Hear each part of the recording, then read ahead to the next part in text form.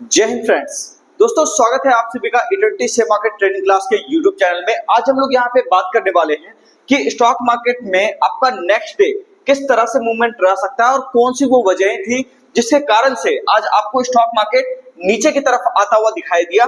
तो इसकी आज हम लोग डिटेल में चर्चा करने वाले हैं दोस्तों, तो वीडियो के अंत तक बने रहिएगा। वीडियो काफी इंटरेस्टिंग होने वाला है। सबसे पहली चीज तो मैं आपको ये बताना चाहूंगा कि आपको ध्यान में होगा फ्राइडे का जो वीडियो हम लोगों ने यहाँ पे डाला था, तो उसके अंदर हमने ये बात करी थी कि मार्केट आपका ऊपर के साइड पर कहीं ना कहीं रह सकता है और आप देख लीजिए बहुत अच्छे तरीके से आपको निफ्टी 25,100 के करीब जाता हुआ दिखाई दिया। तो चलो ये तो सारी ठीक बात रही, लेकिन आप ये देख रहे हो कि ऊपर जाने के बाद भी मार्केट जो है 25,200 का हर्डल ले रहा है और उसके बाद फिर मार्केट थोड़ा सा कोशिश कर रहा है यहाँ पे रुकने की। अब ऐसा क्यों हो रहा है दोस्तों, इसकी थोड़ी सी अगर हम लोग चर्चा करें तो यहाँ पे आपको आज हम लोग यहाँ पे बात करने वाले हैं इसके अंदर कि एफडीआई जो है यहाँ पे लगभग 96.5% का डिक्रीज देखने को मिला है एफडीआई के अंदर। तो इसको थोड़ा सा डिटेल में हम लोग एनालाइज करेंगे दोस्तों। उससे पहले अगर आप चैनल पर नए हैं चैनल को सब्सक्राइब कर लीजिए। और एक बात और, जो भी व्यक्ति शेयर मार्केट क्लास करना चाहते हैं, सीखना चाहते हैं शेयर बाजार क्या है, वो कॉल कर सकते हैं इस नंबर पे। बेसिक से लेके एडवांस तक आपको सारी चीजें यहाँ पे सिखाई जाएगी। Intraday trading, swing trading, future and options, long term investment, BT, ST, ST, BT, crypto trading और उसके साथ साथ फॉरेक्स ट्रेडिंग भी। तो कंप्लीट आपको ट्रेडिंग के रिगार्डिंग यहाँ पे सॉल्यूशन मिलने वाला है। तो कोई आपको अलग अलग क्लासेस करने की जरूरत नहीं है। हर एक चीज के लिए कंप्लीट एक क्लास आप ज्वाइन कीजिए, एक संस्था को ज्वाइन कीजिए, यहाँ पे सारी चीजें आपको मिल जाएगी। आपको बस कॉल करना है इस नंबर पे। जो व्यक्ति यहाँ पे आकर के क्लास करना चाहते हैं दोस्तों, वो पटना के बोरिंग रोड में आ सकते हैं। ये हमारा एड्रेस है। यहाँ पे आप ये देख सकते हैं कि यहाँ पे आप आ सकते हो और आके अपनी जो है ऑफलाइन क्लासेस को शुरू कर सकते हो। जो यहाँ पे नहीं आ सकते वो आ सकते हैं दोस्तों यहाँ पे प्ले स्टोर के ऊपर सीधा सीधा, और प्ले स्टोर के ऊपर आने के बाद उनको E20 share market trading class का मोबाइल एप्लीकेशन देखने को मिल जाएगा। एप्लीकेशन को इंस्टॉल करना है और उसके बाद यहाँ से अपनी लर्निंग को स्टार्ट कर देनी है। तो हम लोग बात करेंगे दोस्तों यहाँ पे कि जो एफडीआई का इन्फ्लो है जो ये काफी ज्यादा गिर चुका है, इसके क्या मायने हैं बाजार के अंदर। तो सबसे पहली चीज हम लोग ये बात करेंगे, देखो दो तरह की चीजें होती है मार्केट में, ठीक है। एक होता है एफआईएस, ठीक है, ध्यान से समझिएगा, ये थोड़ा इकोनॉमिक्स का कंसेप्ट है। एक होता है आपका डीआईआई, ठीक है, और एक होता है एफडीआई, एक होता है आपका एफडीआई।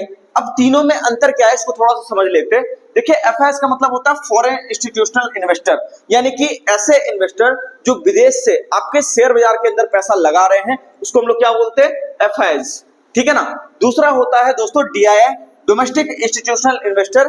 ये वैसे इन्वेस्टर होते हैं जैसे आप हम ये जो एसआईपी हम लोग करते हैं, बेसिकली सिस्टमैटिक इन्वेस्टमेंट प्लान, यानी कि हर महीने कुछ ना कुछ पैसा जो है म्यूचुअल फंड के थ्रू या फिर जो है आप यहाँ पे डायरेक्टली स्टॉक्स में इन्वेस्ट करके कुछ पैसा जो शेयर बाजार के अंदर डालते हो, वो क्या हो गया, जो डोमेस्टिक पैसा यानी देश वाले लोगों का जो पैसा है वो आपका हो गया डीआईआई, ठीक है। अब बात कर लेते हैं दोस्तों एफडीआई के बारे में। एफडीआई एक बहुत ही इंपॉर्टेंट रोल प्ले करता है किसी भी इकोनॉमी के अंदर। जब भी आप देखोगे कि कोई बड़ी इकोनॉमी हो रही होती है, उसमें एफडीआई का होना बहुत ज्यादा इंपॉर्टेंट है। क्योंकि इस बात को थोड़ा सा समझिएगा, ये जो एफडीआई आपका है और ये जो एफआईआई है, इन दोनों में क्या अंतर है, पहले इसको थोड़ा सा हम लोग समझ लेते हैं। देखिए एफआईआई तो आपको पता चल गया, फॉरेन इंस्टीट्यूशनल इन्वेस्टर जो स्टॉक मार्केट के अंदर सीधा सीधा पैसा डालते हैं।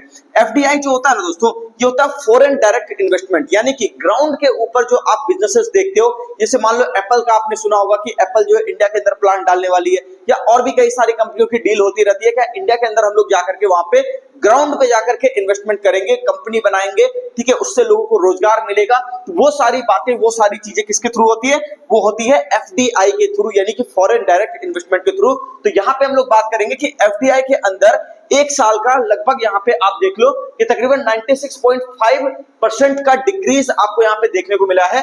तो इसके कारण से बाजार थोड़ा सा सहमा हुआ है। उसको लग रहा है कि स्टॉक मार्केट में तो पैसा आ रहा है, लेकिन ग्राउंड के ऊपर जो पैसा आना चाहिए इकोनॉमी को सस्टेन रखने के लिए, वो चीज थोड़ा सा समस्या एक यहाँ पे बन रहा है।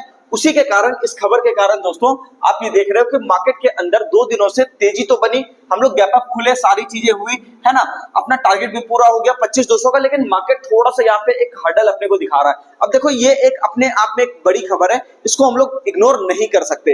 यानी कि आगे चल करके अगर ये रिवर्सल जैसा कुछ ये यहाँ पे एक संकेत बनाता है, तो फिर हमें इस खबर के ऊपर रिएक्ट करना चाहिए। अमूमन मैं आपको कहता हूं कि खबरें उतनी ज्यादा इंपॉर्टेंट नहीं है, लेकिन यहां पर मैं आपको बताना चाहूंगा कुछ खबर ऐसी होती है जो कि पार्लियामेंट के अंदर, जैसे मान लो लॉ कोई लाया गया है, ठीक है, या फिर कोई ऐसे बड़े डेटा जिससे कुछ ना कुछ बदल सकता है, तो वहां पे आपको थोड़ा सा सतर्क रहना चाहिए। कम से कम अल्ट्रा शॉर्ट टर्म के लिए तो सतर्क जरूर रहना चाहिए, ठीक है ना। तो यहाँ पे दोस्तों अगर हम लोग बात करें कि नेक्स्ट डे का मूवमेंट आपका कैसा रह सकता है बाजार के अंदर, तो सबसे पहली चीज हम लोग यहाँ पर ये बात करेंगे। देखिए एक बात समझ लीजिएगा कि मार्केट का अभी भी पूरी तरह से ऊपर का टारगेट पूरा नहीं हुआ है, मतलब जो हम लोग ऊपर की टारगेट की बात कर रहे थे वो अभी भी पूरी तरह से पूरा नहीं हुआ है, वहां पे अभी और चाल आपको देखने को मिल सकता है। तो वो चाल आपको कब देखने को मिलेगा दोस्तों, तो यहाँ पे अगर हम लोग बात करें, सबसे पहली चीज यहाँ पे देखिएगा रेजिस्टेंस और सपोर्ट एरिया को हम लोग देख लेंगे कि यहाँ पे कौन सा एरिया है जो रेजिस्टेंस आपका बन रहा है। यहाँ पे देखिए ये हम लोग लाइन पिछली बार लगा करके गए थे और यहाँ पे हम लोगों ने बात करा था कि 25,200 के आसपास बाजार आपको रुकता हुआ दिखाई दे सकता है। तो मार्केट ने इसको आज टारगेट को अचीव किया और उसके बाद यहाँ से करेक्शन दे रहा है, ठीक है। तो अब यहाँ पे एक इंपॉर्टेंट लेवल आपको मैं यहाँ पे देना चाहूंगा दोस्तों, ठीक है। ये इंपॉर्टेंट लेवल है आपका इस एरिया के आसपास, कि आप इसको देख लो कि 25,000 के लेवल के नीचे अगर बाजार आपको आता हुआ दिखाई देता है, 25,000 के नीचे अगर सस्टेन करता हुआ दिखाई देता है, और फाइनल लेवल की अगर मैं चर्चा करूं तो फाइनल सपोर्ट एरिया जो आपका तकरीबन है वो तकरीबन है 24,928, ठीक है ना। तो 25,000 से लेकर के 25,000 ये आपका टारगेट रख लो कि ठीक है, चलो ये नीचे का जो एरिया है ये आपका एक बढ़िया सपोर्ट एरिया है। 25,000 कटने के बाद 24,900 ये जो आपका एरिया है दोस्तों, ये आपका क्या है, नो ट्रेडिंग जोन वाला एरिया है, यानी इसके बीच में जो 100 पॉइंट का डिफरेंस है ये आपका क्या हो जाएगा, नो ट्रेडिंग जोन का आपका यहाँ पे मोटा मोटी ये एरिया हो जाएगा। यानी कि 25,000 के नीचे लुढ़कने के बाद आपको यहाँ पे आराम से इंतजार करना है, ठीक है ना, कि बाजार आपको 24,900 को होल्ड करता है या नहीं करता है, ठीक है। तो मार्केट में जब तक बाजार 24,900 के ऊपर बना हुआ है, ये अपना फाइनल सपोर्ट एरिया की तरह एक्ट कर रहा है, तब तक बाजार में कहीं कोई दिक्कत वाली बात नहीं है। छोटा मोटा करेक्शन करके बाजार ऊपर की तरफ निकल सकता है। लेकिन कल के लिए अगर हम लोग बात करें दोस्तों, तो यहाँ पे आपको एक इंपॉर्टेंट रेजिस्टेंस एरिया भी आपको बताना चाहूंगा कि बाजार अगर इस एरिया को क्रॉस करने की कोशिश करता है, जो कि आपका यहाँ पे 25,200 के करीब है, तो इस एरिया को जब भी ये काटने की कोशिश करेगा और इस पर सस्टेन करने की कोशिश करेगा, तो आपको 25,400 से लेकर के 25,500 तक की भी तेजी आपको देखने को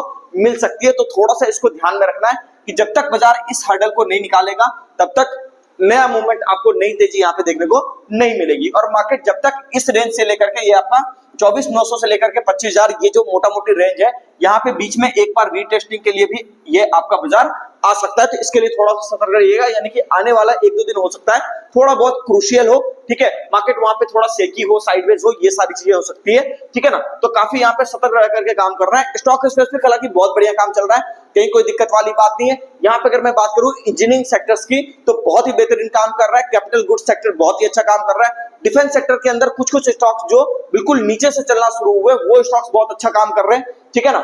और यहाँ पे अगर हम लोग बात करें तो ऑटो सेक्टर भी आपको बढ़िया है दोस्तों, सीमेंट सेक्टर बहुत बढ़िया काम कर रहा है, ठीक है, और मेटल सेक्टर तो है ही बिल्कुल चार्मिंग, उसमें कोई दिक्कत वाली बात नहीं है। तो यहाँ पे क्या है, इतने सारे सेक्टर्स आपको मिल गए, इन सारे सेक्टर्स के अंदर आपको आने वाले कई महीनों तक तेजी देखने को मिलेगी। तो यहाँ पे आपको ध्यान होगा, हम लोग पिछली बार मेटल सेक्टर की बात कर रहे थे, आपने देखा मेटल सेक्टर के बहुत सारे स्टॉक्स वहां पे लगभग 25 से लेकर के 30% ऊपर आज के डेट में हो चुके हैं। तो यहाँ पे ध्यान रखिएगा इन सारे सेक्टर्स की जिसकी हमने यहाँ पर चर्चा करी है। अब अगर हम लोग यहाँ पे ले लेते हैं दोस्तों कि बैंक निफ्टी आपका किस तरह से काम करेगा, तो बैंक निफ्टी का अगर हम लोग यहाँ पर देखें तो बैंक निफ्टी देखो, सबसे पहली बात यहाँ पे हम लोग बात करेंगे कि मैंने यहाँ पे आपको कहा था कि पिछली बार कि यहाँ पे आपको 56,800 से लेकर के ये तकरीबन 57,000 तक का भी मार्केट आपको दिखाई दे सकता है। तो मार्केट आपको बिल्कुल 57,000 के पास जाकर के यहाँ पे एक हर्डल यहाँ पे क्रिएट कर रहा है। तो बैंक निफ्टी में थोड़ा सा दोस्तों यहाँ पे जो है गिरावट बढ़ रहा है, तो एक सपोर्ट एरिया यहाँ पे हम लोग ढूंढ लेंगे और वो तकरीबन है 56,446 के आसपास। तो ये जो सपोर्ट एरिया है, बाजार अगर इसके नीचे आ जाता है, मैं इसको लिख देता हूं 56,440 मोटा मोटी आप इसको पकड़ लो, 56,440 के नीचे अगर बाजार सस्टेन करता हुआ दिखाई देता है तो फिर यहाँ पे समस्या वाली बात है, मार्केट थोड़ा और नीचे आ सकता है।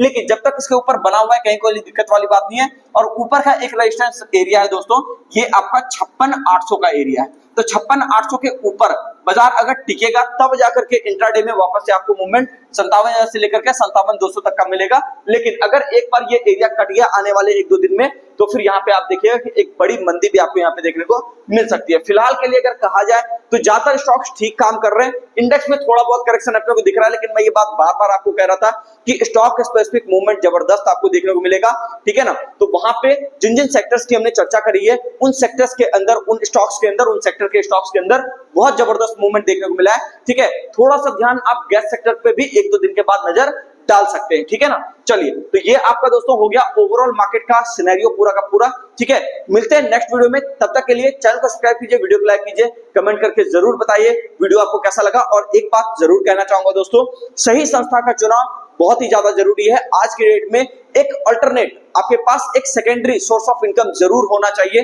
ठीक है ना। तो यहाँ पे अपने स्किल को डेवलप कीजिए, सही संस्था से जुड़िए, और इटंटी शेयर मार्केट क्लास को अगर आप चुनना चाहते हैं तो चुन सकते हैं, ठीक है, क्योंकि यहाँ पे ही आपको कंप्लीट सिलेबस कवर करवाया जाता है, ठीक है। स्टॉक मार्केट का ट्रेडिंग के रिगार्डिंग यहाँ पे कंप्लीट सिलेबस आपको कवर करवाया जाता है। तो एक बार आइए, सही संस्था में आइए, सारी चीजों को सीखिए, उसके बाद आराम से आप ट्रेड करते रहिए। मिलते हैं दोस्तों नेक्स्ट वीडियो में, धन्यवाद।